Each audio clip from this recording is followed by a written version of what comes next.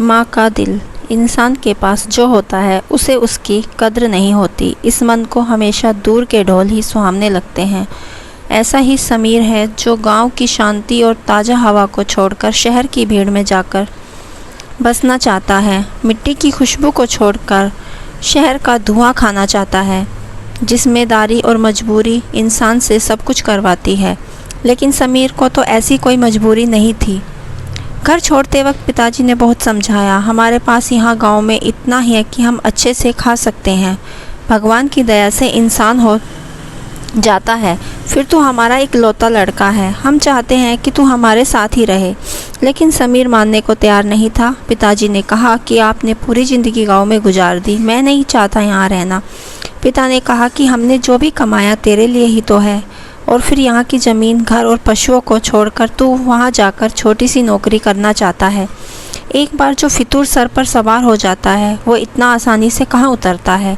जवान बच्चे यह भूल जाते हैं कि माता पिता को इस बात को सिर्फ बात नहीं है, उनका अनुभव भी है। समीर नहीं माना, कहा कि अब पहले जैसा ज़माना नहीं रहा।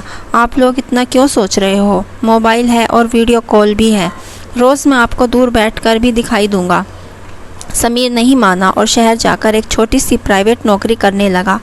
8 से 10 घंटे की नौकरी से उसे कुल 15,000 रुपये मिलते थे। माता पिता को कहीं वो नौकरी करने लगा है। पिताजी ने फिर समझाया, बेटा हमें तेरी याद आती है, घर आ जा।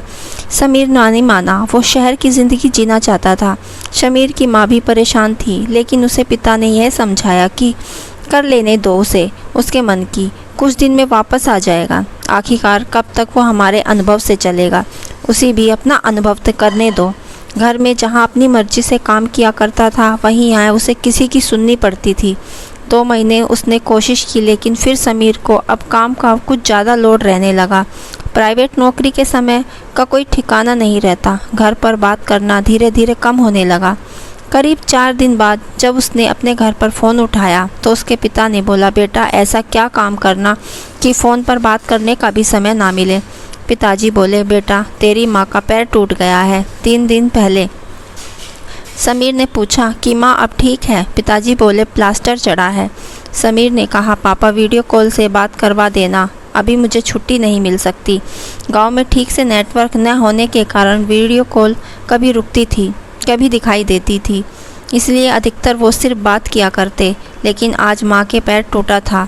माँ ने फ़ोन पर बेटे से बात कर ली, बोली, मैं ठीक हूँ और हर माँ की तरह तू कुछ खाता नहीं है क्या? देखा कैसा मुंह निकल गया है तेरा। मैं कुछ दिन जाऊँ क्या वहाँ? समीर अपने दोस्तों के साथ एक छोटे से कमरे में रहता था। किराया ज़्यादा और जगह कम, इसलिए माँ को हमेशा मना करता था।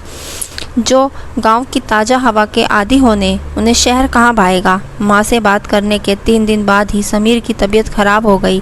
काम पर भी नहीं गया, वहीं कमरे में आराम कर रहा था। कई बार घर से फ़ोन आने पर उसने उठाया, तब उसकी आवाज़ से उसकी माँ समझ गई। बेटा बीमार है क्या? बोला, हाँ माँ, थोड़ा बुखार है। माँ ने फिर कहा, बेटा घर आ जा, थोड़े दिन आराम करके वापस चले जाना। समीर ने फिर आनाकानी की। अगले दिन समीर अपने कमरे में सोया था, तब दरवाजे के खटखटाने की आवाज़ होने पर दरवाज़ा खोलता है। दरवाजे पर उसकी मम्मी और पापा थे। समीर की माँ का प्लास्टर अभी भी था, सहारे के साथ चल रही थी। समीर को विश्वास नहीं हुआ कि ऐसी हालत और दर्द में उसकी माँ यहाँ आएगी। माँ तुम कैसी, यहाँ क्यों आई? वीडियो कॉल पर बात कर लेते, बेटे की बात ख़त्म होने से पहले। अरे आग लगे तेरे फ़ोन, उससे अच्छा नहीं दिखाई देता। देख कितना दुबला हो गया है, और उसके मुंह में तो तुझे छू भी नहीं सकती। समीर ने अपनी आंखों के आंसुओं को बड़ी मुश्किल से रोका, क्योंकि उसे पता था कि उसके एक आंसू निकलने पर उसकी माँ के न जाने कितने आंसू निकलेंगे। माँ बोली, बेटा तू नहीं आ सकता होगा, हम तो आ सकते हैं, हमें किसी से पूछना नहीं होता। माँ बाप का दिल तू समझ गया नहीं पाएगा, अब तेरी कोई औलाद होगी। समीर के पिता बोले, बेटा तुम पर ज़्यादा दबाव डालकर वापस ले जाना नहीं चाहता, क्योंकि मुझे लगा कि शायद इससे भी तुझे कुछ अनुभव होगा।